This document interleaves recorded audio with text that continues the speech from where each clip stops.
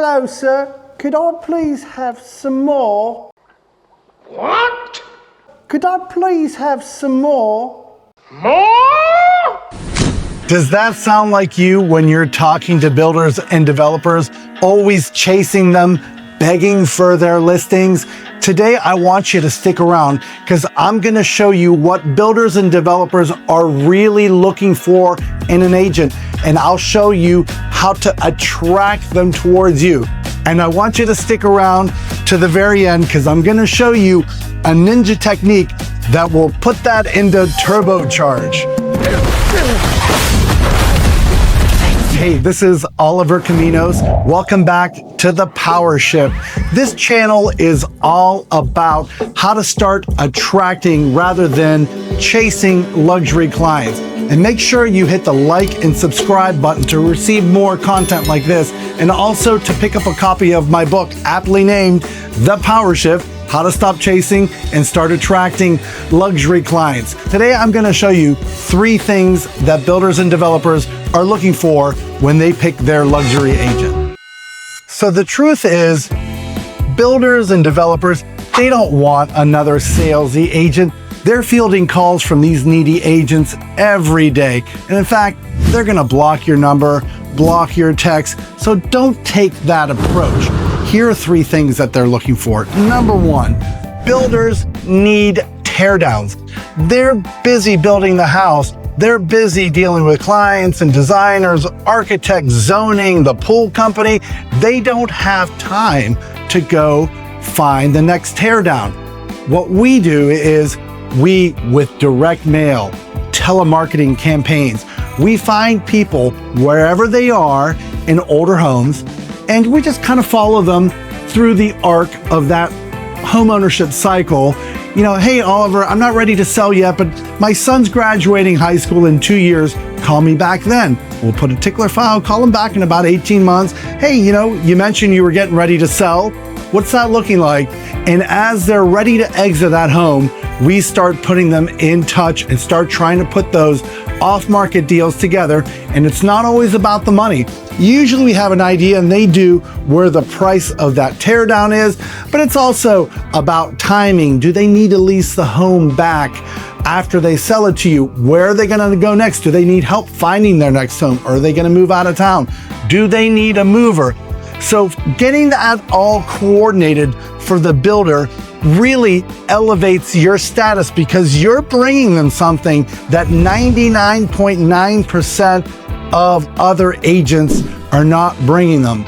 So find a way to incorporate that into your process. If you can't do it yourself, join a brokerage or a team that really specializes like that, or some equivalent form of that. Maybe if you're going after a different type of property, let's say you're going after more like the investor market. How are you dealing with getting off-market investor deals? So bringing them the teardown, that's the first thing that's really going to elevate your status in their eyes.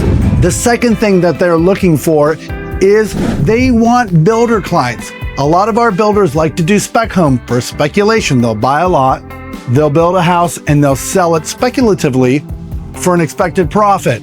However, they also do like to do the pretty vanilla construction client where someone has a lot and they're just looking for a builder. So when you go to a builder and you're like, hey, Rick, I want to bring you this guy. I've been working with him. You know, we were looking at new homes, and I said, hey, why don't you build a home? Have you thought about doing that? And we put him with the builder, and we'd given that builder, you know, a transaction there. You know, there's usually a commission in there for us with the lot or however we're working with that buyer, but we're bringing them something of value. We're not always going with them with our hands out. In fact, we never want to go to a builder or a referral partner, for that matter, with our hands out begging. So bring them the client. The third thing is that they want you to have an extensive buyer network.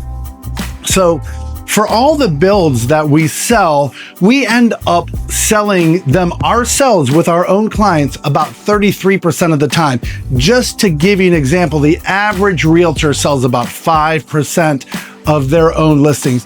We're selling about 33%. So when we do that, we save these builders about $100,000 in commissions. Whenever we do that, we don't charge them the buyer agency. We just say, hey, thank you for the business. We appreciate working for you. We were able to find this client on our own. You don't owe us the buyer's commission. We're just gonna list this house for you. Let's move on to the next one. So those are three things. Find them the tear down, find them a builder client, someone who's just gonna use them as a builder, not for spec. And number three, try to put their listings under contract with your own clients and save them some money. When you do that, it'll be a given. Hey, Oliver's my guy. I'm not going to talk to anyone else. Oliver is my guy. And see how the tables turn. I have value. I'm not reaching out to them. They're like, I need to be in touch with Oliver. He's got the teardowns. He's bringing me clients, and he's selling a bunch of these listings for me and not charging them. So here's the bonus I wanted to talk to you about.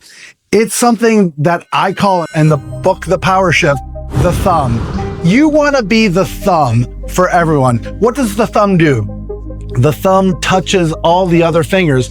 You know, the thing that separates the thumb and human beings from 99.99% of other species is that we have that opposable thumb, which lets us pick up things and work with tools.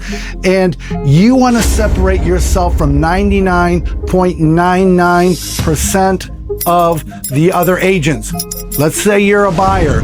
Hey, I want to build. Let me get you in touch with this architect. There's a 6-month wait. From me, it might take me 3 or 4 days to get you in front of them. They're going to put you ahead of the line. I've already sent them transactions. I need a painter.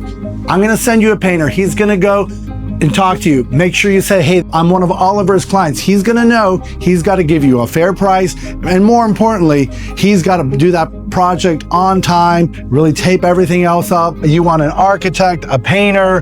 Do you need to have a house cleaner? Do you need a divorce attorney? Do you need to get a reservation at a really nice restaurant? You need to be the thumb putting your luxury client or your luxury referral partner in touch with other people. You need to be seen as that important person.